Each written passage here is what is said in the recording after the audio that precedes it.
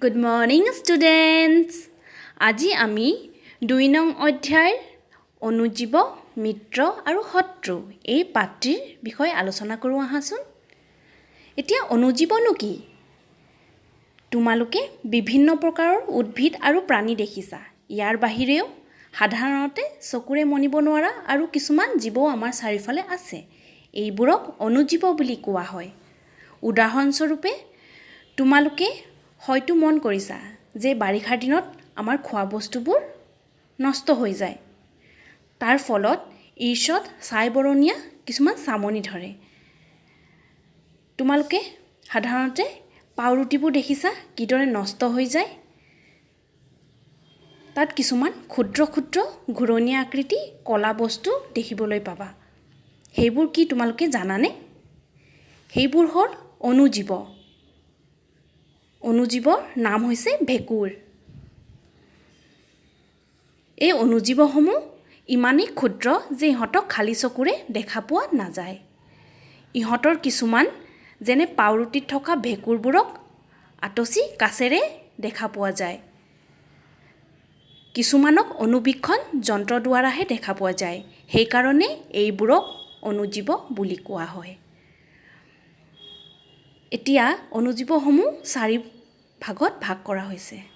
সেই ভাগবোৰ হৈছে বেক্টেৰিয়া, ভেঁকুৰ, প্ৰটোজোৱা আৰু কিছুমান শেলাই। বেক্টেৰিয়াৰ ৰোগসমূহ হৈছে টাইফয়েড, যক্ষ্মা,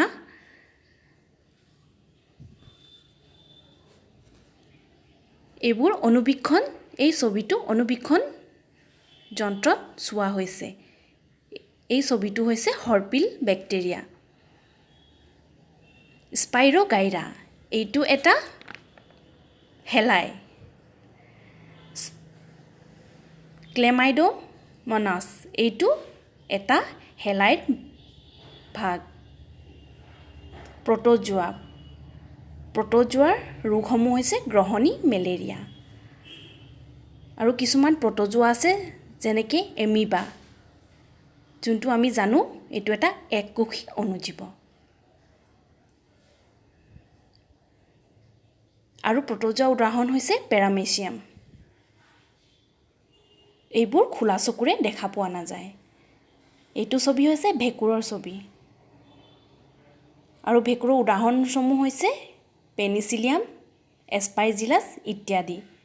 এইটো পেনিচিলিয়াম অনুবীক্ষণ যন্ত্ৰত চোৱা হৈছে।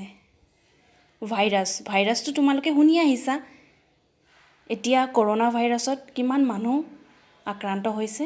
সেইবাবে আমি ভাল পানী আৰু হাত ভৰি চফা কৰি ৰাখিব লাগে।